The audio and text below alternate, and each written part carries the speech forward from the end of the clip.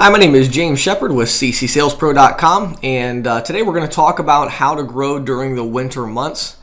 This has been an area where, as I talk to agents, it seems like every year we always have a little bit of a slower November and December, especially. January we normally pick back up, but November and December have traditionally been a little bit slower, not by much, but I wanted to talk about that today and kind of talk about some strategies that you can use not only to survive these winter months and holiday times, but also to actually grow your business through these times.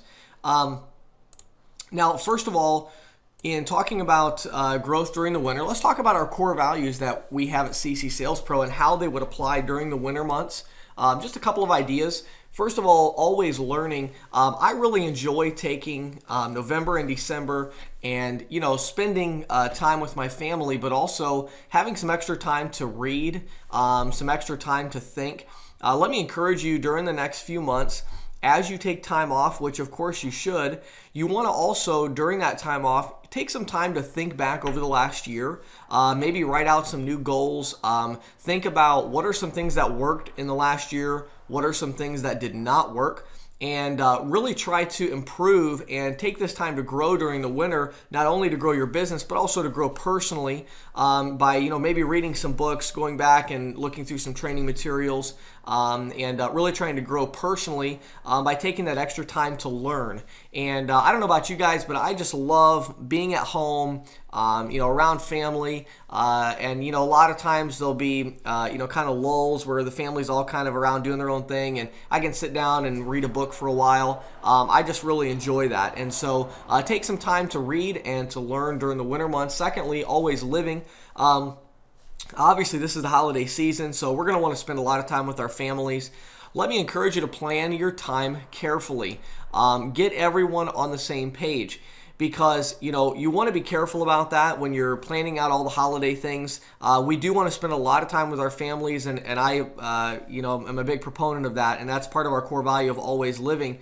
I have agents that are top agents that are making $8,000 to $10,000 a month in residual, and many of them will take 2 or 3 weeks off in December. And I applaud that. I think that's great. However, the important thing isn't how much time you're going to take off. The important thing is, are you planning that time? And so, maybe your business is not at a point yet where you're ready to take 2 to 3 weeks off in December. If you're not at that point, don't allow yourself to just kind of bum around the house for 2 or 3 weeks and be depressed, and you don't really have a good time with your family, and you don't have any sales that you made. And it can really just be a depressing time. And one of the best ways to avoid that is to, follow our core value of always living life on purpose. Make a plan. Sit down with your spouse or significant other or your family members over the next few weeks and say, hey, let's make our plans for the holidays. My wife and I already have our schedule done all the way through the beginning of January, and we already know when we're going to be with my family, when we're going to be with her family, which days I'm going to be working, which days I'm not working, when we're going to be traveling. We've got a trip coming up to Canada in a couple weeks to do some sales training up there. And so we have a lot of different things going on over the next couple months, but we already have those in our schedule. So that helps me because, again, it helps me spend more quality time with my family, because when I'm with my family, I know that I planned that time. And so I don't feel guilty. I'm not there with my family wishing that I was out doing something else. I know, hey, this is the time I plan to be with my family, and I'm going to make the most of it. Then also, my wife and I, we're both on the same page that, hey, this is time when I'm supposed to be working, and she doesn't have an issue with that. She knows that's my scheduled time to work. So it's okay for me to leave a family function and come to work at those times, because that's something we already had pre-planned. So planning ahead is very important during the holiday season. Plan your budget, plan out what you're going to spend on gifts. All those things are important. Have all that pre-planning in place, and that's just really going to help you to have a much more enjoyable holiday season and to really live life on purpose. And then lastly, always leveraging. This is the time when you've got to use all these systems that you've been working on all year, whether it be your email list, your prospecting techniques. Maybe you have a list that you keep of prospects. Whatever systems and procedures you've been using over the last year, this is the time of year that is going to show how valuable those are. If you've been keeping track in a CRM database like the one that we use, or if you have an email list or a prospect list, those things are going to be very valuable over the next few months when you need some additional sources for prospecting. And I'm going to talk about that a little bit more in a moment, but keep in mind that this is why we have these systems in place, because having systems in place, leveraging your time, leveraging your resources is going to be so key when you go through a time where, if you're not careful, your business can slip back a little bit. But you can rely on those systems and procedures during this time to kind of get you through the next couple months to make sure that you're continuing to grow your business. So let's talk about, first of all, how to prospect in terrible weather. How to prospect in terrible weather. Now, this might not apply to all of you.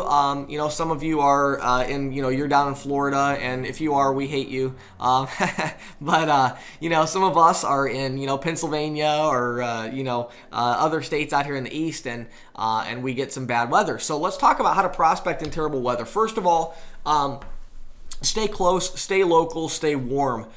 Be careful, guys, about scheduling appointments an hour away for December if you've got bad weather in your area. I know this kind of goes without saying, but this is a time, if you have not tried out my prospecting strategies, I'm thinking about some of you that have been doing telemarketing, and that's great. Some of you have been doing appointment scheduling, and that's fine. Many of you have done marketing, that's fine. But if you've not yet tried out the prospecting model that I present in the training, where you simply go to businesses one after the other. You pull onto a street that's got 100 businesses, and you walk into every single business on that street that has any possible chance of being a customer for you. If you've never tried that, then November and December is the time to try that, because calling on the phone, it's going to be a little bit more difficult sometimes to get a hold of business owners during the holiday season. But if you walk in, you're going to get a better response rate there. And also, by doing that, you're staying really local. You're staying close. You have your car there. You can stay warm. You're going to be in one business and out. And so you're going to be able to stay warm. You're going to be able to stay local and stay close to your house. And so that is really going to help to keep you safe in difficult driving conditions. A lot of my clients are within 4 or 5 miles of my house. So it doesn't take much for me to, drive down the road to see a client or to get a referral or something like that. So stay close, stay local, stay warm when you're talking about bad weather. Next, take advantage of your lack of competition and use this in your conversation with the merchant. Again, this is why the prospecting strategies that I present in the training is so powerful during November, December, January, and even into February if you're in an area with bad weather. Because, guys, let me tell you something. I don't know if you realize this or not, but your competition is basically non-existent if you're talking about going out into the field. Because, again, most of the sales agents, they don't even, they're not going to be out there prospecting when it's, 35, 30 degrees. They're not going to be out there. So this really helps you because it minimizes the competition. And so it really allows you to get out there. And also, the entire industry, our entire industry kind of takes a breath during November and December. And I never have quite understood it, but they just do. Agents that have sold successfully for months on end, all of a sudden they're going to drop off, and they're just going to take time off. Maybe they take a significant amount of time for their family or whatever it might be, but they're not going to be out there in the field. So you can take advantage of this opportunity. Let me give you a couple of things you can say. You can also use the weather in your pitch with the merchant like this. I'll say things like, hey Bob, my name is James Shepard. I know I must be crazy to be talking with new business owners today when it's 30 degrees outside, but Bob over at XYZ Company, he's one of my clients, and he called me up, had some issues, so I went over there and took care of that, and I just wanted to stop by here and find out who you're using for your credit card processing. So I'm kind of using the weather in my pitch. If they give me a negative response, I'll usually come back with kind of a joking response and say, Bob, man, I know you're not going to turn me back out in the cold before you give me at least a statement to take a look at, right? Lines like that are very powerful when it's really cold outside because, again, that merchant knows that you take your business seriously because you're out in this weather. Many times you can get a statement just with using a cheesy line like that. And so, use the weather, use this all to your advantage. And then one other thing I meant to say in the first one, When I say stay warm, guys, don't worry about how you're dressed when there's like a foot of snow on the ground, okay? When there's a foot of snow on the ground and I'm out prospecting, I'm wearing jeans, boots, and a really heavy winter coat and, a beanie hat. And so, I might take the beanie hat off when I walk into the business, but I mean, I really am not that concerned about how I look because, again, you want to kind of fit in with your surroundings. I always say the most important thing about your appearance is that it's appropriate. And if you walk in with like a shirt and tie and dress pants on and it's 20 degrees outside, the owner's going to think that you're literally nuts. So, I don't really recommend that. Just dress warm, get out there and just enjoy it. Have a good time with it. I love it. I always enjoy getting out, when there's snow because I know I'm going to get a better response from the merchants. I know that my competition is not out. I've got 2 or 3 guys in my local area now that sell, and none of them are going to be out in November and December if there's snow on the ground. So I love it. I get out there and there's a foot of snow, and I've got on boots and all kinds of gear and gloves, and I walk into the business owner's location. I'm like dusting snow off my coat. And, saying, hey, how you doing? And, boy, I'll tell you, just something about that, it gives them a much better introduction. You're out in the cold. They were out in the cold. It just, I don't know. There's something about it that really helps you connect with the merchant a lot better than when you just walk in and you look all prepared and you walk right up to the owner and start your pitch. And so, use the weather to your advantage. Dress warm. Stay local. Stay close to your house. Then let's see here. Lastly on this one, follow Nike's advice and just do it. It's funny because I talk to sales agents all the time and, I'll call them and say, man, you're having a tough month. It's December and maybe it's cold there in Wisconsin or something, And I'm like, man, you're having a tough month already, It's the first 2 weeks of December. There's no holidays that I know of, You're having a tough... And they'll say, oh, boy, I'm just not getting a good response from the merchants, And I'll say, well, how many hours are you spending out in the field? Well, I've been out for, about 30 minutes a day, And so you got to follow Nike's advice and just do it. Just get out in the field and prospect. This is one of those times where if it's cold outside, if you're like me and you don't really love the cold weather, you just have to look at it like a job sometimes. Sometimes this is a business and sometimes this is a job. And in December, if it's cold, this is a job. And your job is to get out there and prospect. And you got to look at it that way. Look at it like you really are self-employed, and that means that you have a schedule to keep and that you're employing yourself and that you're going to be upset with yourself if you don't get out and work. So follow Nike's advice and just do it. Now let's talk about some more detailed strategies here. Let's talk about getting good contacts for Christmas. What better Christmas present than getting good contacts at Christmas, right? Let me talk about a couple tips. These aren't really related, just some different things you can do. You can try. This is really geared towards the holiday season because, as we're coming up to like Black Friday, which is a crazy day for merchants. And by the way, let me just say, Black Friday is the one day where you are totally off the hook. If you are working on Black Friday, you are nuts because you will not catch business owners. And if you do, they're going to be furious that you're trying to sell them on Black Friday. So don't really worry too much about Black Friday for retail. If you're going after restaurants, not quite as bad, but still, most merchants are not going to be too happy you're pitching them on Black Friday. So Black Friday is just one of those days that you just don't really worry about. I always take that, Thanksgiving and then Black Friday off just because of that reason. But let me tell you a couple tips you can use here in the next, few weeks and next few months. Number one, the gift card program. If you are in a really competitive market and you've had a difficult time getting your foot in the door, go to your processor, ask them for some marketing materials on the gift card program and go out and pitch that. Walk in and just say, hey, my name's James Shepard and I'm a local business owner here. I provide electronic payment processing services, and I just want to check. I'm sure you guys already have a gift card program set up for Black Friday, right? And when you say that, these business owners, a lot of them will say, oh, no, we don't have a gift card program. Say, oh, my goodness, we've got a great deal right now. We can get them shipped out to you really quickly. We're only charging you $1 per gift card as long as you're using us for your processing services. So if you want me to take a look at your processing statement, I'll give you an estimate, and I can just roll the gift cards in with that, and I can have you set up and going within a couple weeks. You could have 100 gift cards here with a little stand next to your register with gift cards and little packs to put the gift cards in when people buy them.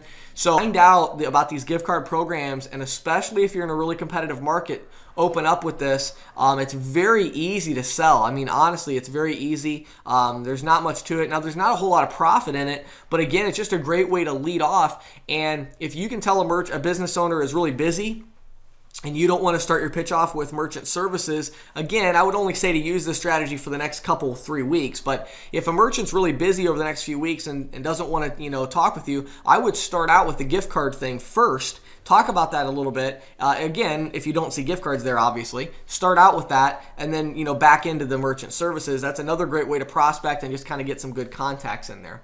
And also, same thing when you're talking to employees. If you're talking to an employee, talking about how you pitch gift cards, that will help them to realize the urgency of it. You can say, hey, but I really, if I'm going to talk to him, I need to talk to him right away because he's going to want gift cards before Black Friday, stuff like that. So that's a good thing to do.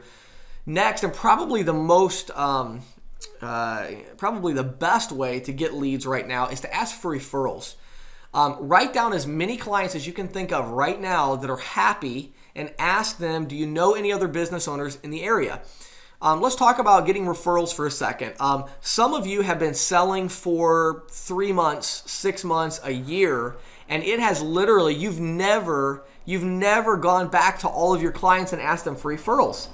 And, that works out great for you right now because it's been so long since you've done that. But, let me tell you, you need to do that. You need to do that like now, okay? As soon as this webinar is over, write down a list of every customer you have that that hasn't called you with a complaint recently, or if they did, you resolved it. All your customers that are basically, on your roster that are somewhat happy, write down all of their names if you have not asked them for referrals. And all you have to do is go into that business and say, walk in there and just say, hey, how you doing? I 2 reasons I stopped by today. First of all, I wanted to check and make sure everything was going okay before the busy holiday season. Are there any questions you have about anything? Okay. Once they say, no, everything's going fine, James, I say, okay, great. Well, the other reason was I need to ask a favor of you. I'm out here today in the area, wanted to check on you, but while I'm out here, I always like to try to visit a few other business owners. Do you know the name of any other business owners here in the local area? Memorize that question. Do you know the name of any other business owners in the local area? If you ask for a referral, the business owner will many times turn you down, or they'll only give you 1 at the most. Okay? If you say, do you know the name of any business owners in the local area, most business owners will give you 5 or 10. And now you can use those the same as you would a referral because you got the name from this merchant. So now you can walk into all those other locations, walk in, and now during the busy holiday season when all the other sales agents are having a harder time, you're walking in and saying, hey, my name's James Shepard, and I actually got your name from Bob over at XYZ Company. I do the credit card processing for him and saved him a lot of money, and so he mentioned your name as somebody that might be able to, also benefit from our service. Now, who are you guys using for your credit card processing? That is a great pitch, and that's going to help you to kind of get your foot in the door a lot easier. Next, run a holiday special. Now, I did this a few years ago. It was really effective, so I thought I would share it with you guys.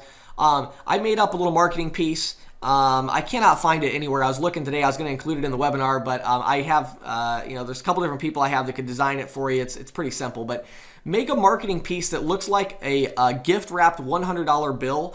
Basically, what it is it's a you can print like, I think we did 4 to a page, or maybe it was 5 to a page. So they're like the length. If you have a regular sheet of paper and you're holding it like a regular sheet of paper up there, and you cut it into like 5 elongated, sections. Each one of those sections is a $100 bill with like a gift wrapping bow around it. And then on the back of it, I had my information, and I also had free equipment, no contract, month-to-month agreement, that kind of stuff on the back of it. And what I did was, I would go into these businesses and say, hey, I got and just say, hey, I have a gift that I wanted to present you. All the local business owners in my market. I'm a local business owner myself. I do credit card processing services, and I like to come out in the wintertime and just introduce myself to some new business owners. I know you're busy, but here's a gift for you. what I'd like to do is a couple things. I'd like to give you a free cost analysis to see if I can save you some money on your credit card processing. And if I can, then when I come in to install the terminal, I'm going to give you $100. And that's going to be my gift to you for Christmas, just for switching over to me. I know it's a big decision to switch over, and if you decide to do that, I'm going to give you $100 just as a present for Christmas. And that's a great pitch. I got a really good response from that. It just kind of throws people off a little bit and makes them think. And but I will tell you, I've tried it without the marketing piece, and it doesn't work very well. People don't think that you're legitimate. They're like, oh yeah, sure, you're going to give me $100. But if you actually hand them that, they have like a little card. It was on card stock, and so it was like kind of like a big business card, but the front of it was a $100 bill. So anyway, that's an idea for you, and really pretty easy to design. Anybody could design that. If you need somebody to design it, email me after the webinar, and I'll shoot you a couple contacts. So that's a great way to use a holiday special, or if you just wanted to do any other thing, you can do anything for a holiday special, but just saying that you have a holiday special is really going to help you to get good contacts, because when you walk in, if they say, well, I'm really busy right now, say, I know, and that's why I stopped by, because I have a holiday special, or that I'm only running this month, or whatever that might be. Have someone else do the legwork for you. I experimented with this. I talked about this in a previous webinar, but get somebody that's like a freshman, sophomore in college that's got maybe some extra time right now during the winter months. A lot of these people take, they'll have 3 weeks off school or something like that. Give them 1,000 of these, $100 cards and have them go out, and, they can just pass it out. We talked about that. I actually did a blog post on it, so you can go back in our blog, and I think it was a couple weeks ago, and see that. If you need the blog article, email me and I'll send it to you. But I gave some detailed instructions on how to set this up as far as paying this person, and how to get leads. But basically the idea is they go out and pass these out for you, and then if somebody's interested, then they write down their name and number and they give it to you, so then you can spend your time following up with these people that are interested, and it's a great way to get your name out there during the holiday season. Now, when you roll out a holiday special, you need to understand a couple things about that. The most important thing is understand that most retail businesses do at least 3 times their average monthly volume in December. And they do usually 2 times their monthly volume in November. So, I'll give you an example. There's a jewelry store I was talking to, one of my clients. I set them up last year. They normally do between $5,000 to $8,000 a month. In November, they did $17,000, and in December, they did $29,000. So, that's the kind of difference we're talking about. They do $5,000 to $8,000 a month on average. In December, they did $29,000 in revenue. So here's why that's important to understand. When you're talking to a merchant and you're trying to get that sense of urgency because they say, well, why don't you follow up with me next year? I'm really busy right now. Say, Bob, here's the thing that's important though. I'm sure that you have your biggest months for processing volume in November and December, right? And they're going to say, yeah. Say, well, here's the thing. If I can save you, so let's say I can save you $100 a month normally, I could probably save you $500 a month in December because of your increased volume and increased fees. So, would it be worth your time? I mean, I promise I won't take much of your time at all, but I'd like to at least give you the free cost analysis, because again, if we look at that cost analysis and figure out I'm going to save you $400 or $500 in December alone, wouldn't it be worth $400 or $500 to allow me to work on possibly making this switch a little earlier? So that's a good thing you can add into your pitch. That's going to help the merchant to realize that, boy, this is actually important. We can get this done right away, and possibly save some additional money.